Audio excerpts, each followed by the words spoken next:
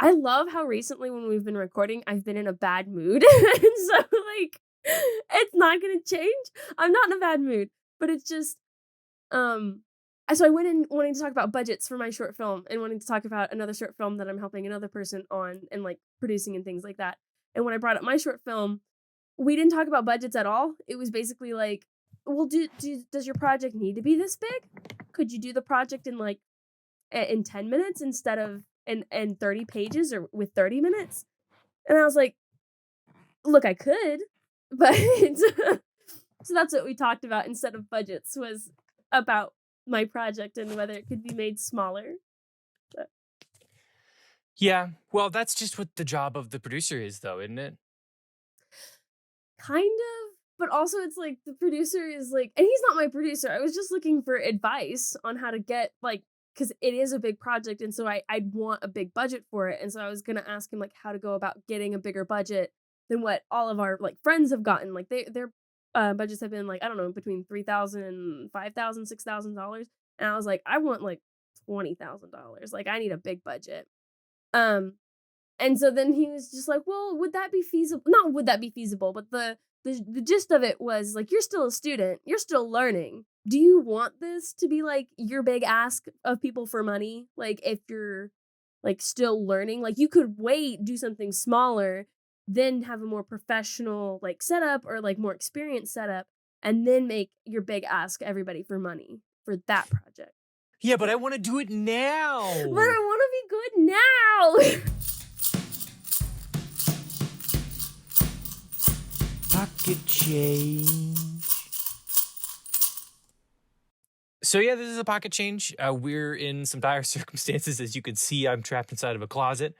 Um, That's and not my Randy, laundry room anymore. I let him not out of my anymore. laundry room. Yeah, let me out. Um, so we are doing a remote session for a couple pocket changes so that we can get back on our feet and get some time to. We're not back on our feet. We're on our feet. We're just getting. We need time to do things, and so we're doing shorter episodes and really far away. So that is what's happening. Randy, take it away. What are we talking about today, Taylor? So we're No, talking we're gonna. about Uh, you. you You- do But you you want? asked me. You asked But me, so I felt like I had to okay, answer, and then you did okay. try to answer. So we're talking about our three favorite pieces that we've seen over the summer. So our summer favorites, we each made like a short, tiny little list, and um, yeah, I mean, summer is typically a time of like for students at least a chance to not be doing stuff all of the time, and we've had a chance to go and I've played more games and she's watched more movies and we found some favorites and we just wanted to talk about them a bit. For your typical students, you don't. You take a break and you rest and you do all the good things for your health. Typical, not Randy. Mm-mm, not at No, all. no. I love how that was Sakura's first question to me. He's like, "How's your summer going?" And I was like, "It's been good. It's been productive. It's been busy." And he's like, "But do you feel like you've breathed?" And I was like, "Listen here, Not in man. 12 months. Not ever. Never have I breathed. I've been holding my breath since the moment I was born." That's Anyways, do you want me to stupid. go first for, are we gonna go back and forth for favorite things? Or I'm gonna go three, you're gonna go three? Whatever suits your fancy. Because I'm very excited about my things. Then you do all three. We'll do one person and then the next person, all three. Okay, I'll go in order of how I watched these things or how I consumed these things. So the first one is obvious, and we've talked about it in a previous episode, is Midnight Mass. This is my favorite piece of media ever. Next time somebody asks me my favorite movie, it's Midnight Mass. My favorite musical, it's Midnight Mass. My favorite TV show, it's Midnight Mass. Like that is my favorite piece of media right now. So much so that like I said for the longest time that I really loved Haunting of Hill House, which was a miniseries that was also on Netflix, directed by the same person, Mike Flanagan. But I'd never watched it again. Like I loved it, and I was like, it's one of my favorites. But I just started rewatching Midnight Mass, and it's so great. It's so the cinematography, the sound design, the story in general about like what it means to be a good person and like the morality of man and like these gray areas of humanity. and then throw in, like, religion on top of that and how, like, the church is corrupt and everything, like, Yeah. it's such a good story.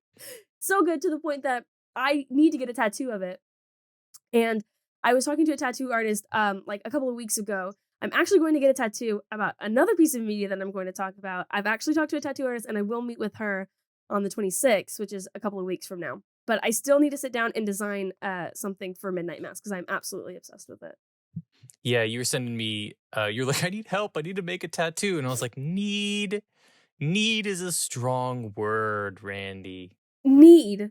Because this arm, like, I already have 2 tattoos on it, and, like, I don't even know if they'll be able to see it in that.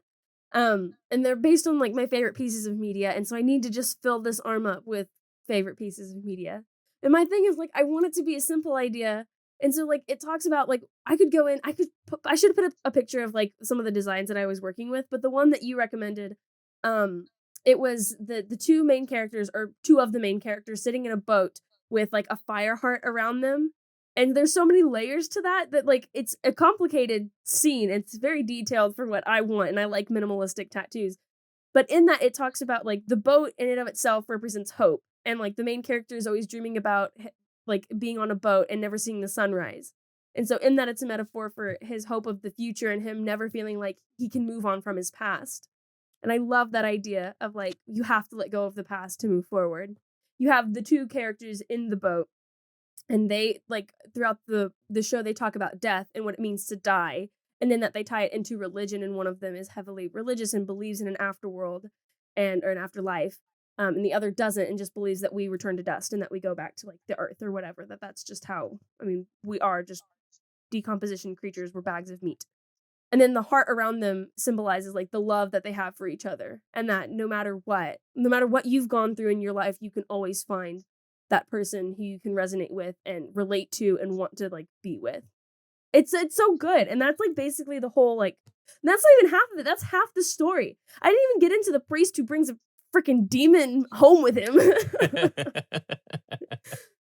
And it's and, like, eternal youth and, like, eternal life, like, what there's so many levels to it because, like, you think I mean, in religion and, like, I was raised Catholic, and this is based off of, like, Catholicism, um, in that if you follow all these rules and you do all the right things, you'll go to heaven, or in heaven, you'll have, like, eternal life and everything, of course, and that when you get there, like, you're resurrected, your body is resurrected.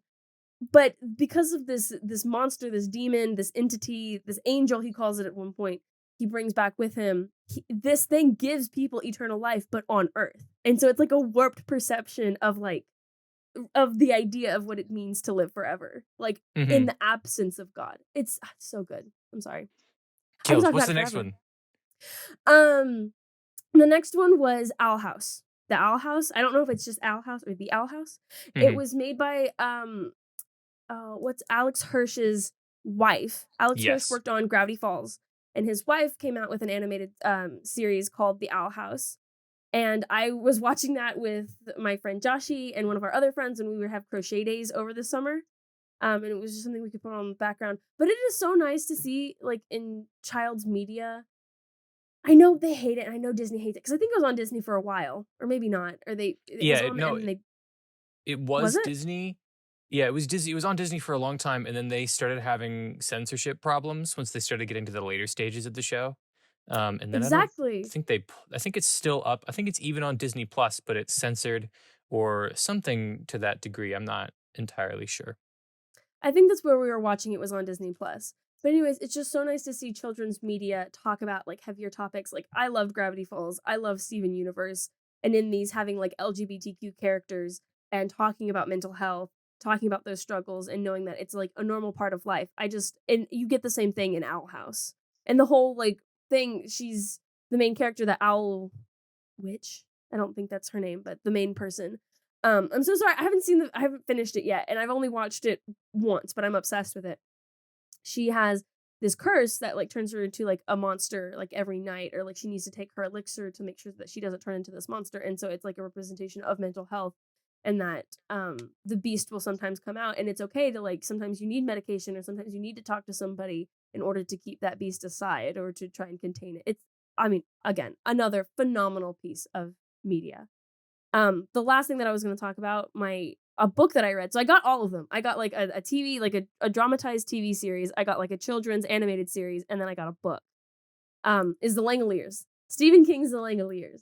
Absolutely obsessed with it. This is the one that I'm going to get a tattoo for, and I will put up a little picture of it here, or like I'll give it to Taylor, or I'll put it up on the Instagram.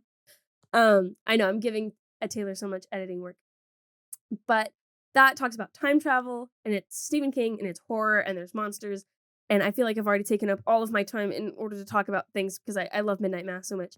Um, but yeah, it talks about, like, again, like, the same, ideas of, like, you have to let the past go in order to get to the future, and that you can't stay in the past because there's literally nothing there. Like, these characters go through a time warp and go, like, 15 minutes into the past, and everything there is absolutely just not decrepit, but our normal, like, senses, like, the food that they eat, the smells that they smell, everything that they can see and feel is just dull and old, and there's nothing to it. It's because it's the past, and you can't live in the past, there's nothing there anymore. And eventually, like, they get back through time, and then they get to see the birth of time, and so I just love it, and it's a metaphor for, like, how you should live your life, always, like, looking forward to the future and new things on the horizon, so Yeah, those all sound really cool, honestly. I think I love Midnight Mass. I think I watched it first and then I told you that you should watch it and you were like, "What do you mean?" And also, I don't have Netflix. And then you did you watch it when you were sick or did you watch it before then? no, I watched it before then. I watched it at the beginning of summer because one of our other friends had recommended it to me. So not when you were telling me to watch it, I was like, nah, it's not good. It can't be that good. And one of our other friends recommended it. I was like, okay, I'll listen to her. I'll watch it now. Yeah, that about sums up exactly what you think of me. Yeah, basically. But it's um really good. I'll trust your opinion from now on because it was really good. Thank you. Thank you. I think I have a good opinion. A lot of people are like, surprised, not surprised, but there was another situation where the other day I was like, "Hey, you should come and play this game," or "Hey, you should come and watch this thing," and then they did it, and they were like, "Why did I wait so long to do that thing?" And I was like, "I don't know. It's like someone told you it was good, and then you watched it and it was good. Imagine that." You But made a bad recommendation. You must have at some point, and everyone just decided, no, we're never listening to Taylor again. Not after that. It was probably Kingdom Hearts. It's probably someone coming up and me being like, "You should play Kingdom Hearts," and then being like, "I don't like it," and then me being like, "Shut up, I will kill you." Um,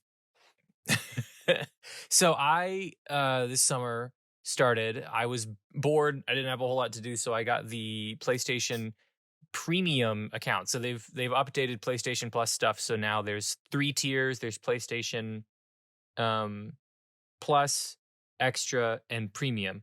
And PlayStation Plus is what it used to be. PlayStation Extra is the same thing as Plus, except you get a catalog of about 150 to maybe 200 games that you can download and play. Some, including a bunch of new titles, but also a bunch of old titles from early PS4 era. And PlayStation Premium allows you to stream old PlayStation 1, PlayStation 2 games. And I, on that list, found a game called Frostpunk, which is amazing. So good. So it's like a city planning game uh, placed in a apocalyptic frostland. And the whole idea is that your city is built around this generator, and you have to gather resources and govern your city to keep it from, keep your people from dying or to keep your people from kicking you out as the leader or banishing you. And so the whole game, you're given choices on what to do, and it feels like every choice has weight to it because whatever law that you impose on your people has consequences in later. So say you have extended shifts, right? So um, you need people working more hours to gather more coal so you can keep your people warm during the night. But during that working shift, someone died. And so now you have the option of, well, do I stop using the extended shifts for the rest of the night, or do I keep going and screw it? And then maybe someone else will die on there. And so every choice that you're making feels like it's affecting you in real time. And so it's really really fun and it's incredibly difficult, and I bought the season pass for it because I was so obsessed with it. And it comes with like 4 or 5 extra, um, like storylines ish. that you can play, which expands sort of the lore of the world, as well as the gameplay mechanics. And actually, two of them are so unique that it feels almost like you're playing a different game, and it's just an expansion upon the original game. So, Frostpunk kicks absolute ass. I stayed up till like 2 in the morning for every day for about like a week and a half because I was just like I would come home, I would play some video games for a little bit, and then I would go and hang out with my family and have dinner, and I'd come back and it'd be like from 10 o'clock to 2:30 in the morning. I was trying to beat Frostpunk. And so that was my summer at the beginning of the summer. Um, then the next thing I think was a no, yes, I'm also gonna do it in the order that I saw them. So the next one was a movie. I was house sitting basically for 3 or 4 weeks out of the whole summer, not continuous, but during one of those weeks I was bored, and so I was scrolling Netflix and I saw this movie called Don't Look Up, which stars their names are completely blanking on me. It stars Is it the Leonardo one DiCaprio and, with Jennifer Jennifer Lawrence. Lawrence? Yes, and they play 2 astronomers that discover that a comet is heading directly to Earth, and it's gonna kill all of life on Earth if they don't stop it. And it's a sort of dark comedy about trying to get people to listen to you and believe you. And it talks a lot about like the political like climate of the world. Um, and it makes fun of how news stations handle news that is actually relevant versus like social media hype news. And the difference between trying to promote yourself versus saving the world, or maybe important information that needs to get out. And so it's hilarious. It's so freaking stressful to watch. And it's got a killer soundtrack. And it's I mean it's funny. Leonardo DiCaprio and Jennifer Lawrence, they kill it in this role. I mean, they kill it in almost every role that they do, but specifically this one, I mean, it's just it's unbelievable how impactful like their performances are and how much I relate to it. Leo DiCaprio specifically because his character is super like anxious and stressed all the time. And he takes like a bunch of medications to keep himself from freaking out. And there's a couple scenes where his character has a panic attack, and the way that they've edited it, it's like it's accurate and it feels real and it's funny, but like stressful. Um, Not funny, after ha ha. Funny like, "I'm gonna have a panic attack." I after I watched the movie, I had to take like an hour and like calm myself down because I was just like, because it was so freaking stressful. Um, but it's a beautiful movie, and it's I mean, I recommend everyone go watch it. Of course, it's a Netflix exclusive again, because everything seems to be exclusive to some streaming service or another. But watch it. And then the last thing that I did or that I consumed this summer was extremely recent. Just bite like an Yeah, you invisible said hamburger. consume is um, was the game Disco Elysium. So this was actually um, recommended to me by Britley, and we had an episode with her that got lost in the files. Um, I don't think we ever told her that we lost those episodes, and so I don't we somebody should tell her that.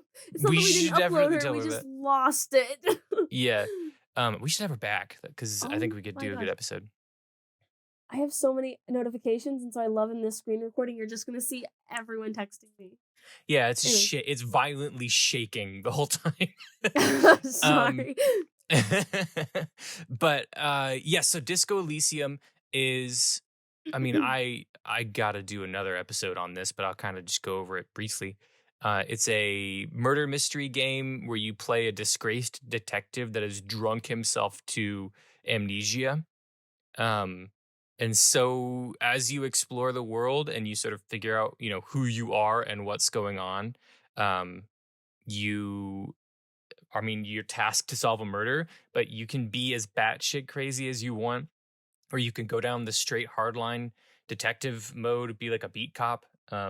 It's the opportunities of how to play the game are endless, and every character feels like they're real. I played the final cut, which has full voice acting. If you play the original game, I believe just sort of had like intro lines. But this I mean, it enhanced the story by tenfold to have these people and they're talking to you, and the music while it's playing is this like ambient music, and every area has its own section of music, and every person has an answer, and everybody has a quest, and everybody has something for you to do, and every nook and cranny is filled to the brim with interesting things to just interact with. Like, there's a blank wall, and so one of the quests is to come up with something to put on the blank wall. And so you have to level up your skills to be able to conceptualize something to put on a completely blank wall. And so one of the things that it has like a dice roll system where you have to do like a skill check like in D&D. Um and the higher that your skill is, the easier the roll is, like in typical dice rolling stuff. But one of the things that you can do is, if maybe you fail a check, there might be certain characters or certain things that you can interact with that'll increase your odds in the next time you roll for that check. And so it's just super intricate. It's super well balanced, and it left me wanting so much more. Like, it doesn't end abruptly, but once solve the case, and then you're faced with sort of the realities of what you've done and the things that you've done along the way. There's this huge section where some of the characters are talking to you, and they sort of list off every single thing that you've done, and it's tailored to you. It's not just like a generic statement. Every single thing that you've done has been calculated and logged and then used in some form or fashion later down the line. And it's just brilliant, brilliant game design. And I want to play it again, but it's a mystery game. So it's like a weird kind of like, well, now I know the answer to this thing. It would be more of just how do I get there in a more interesting way.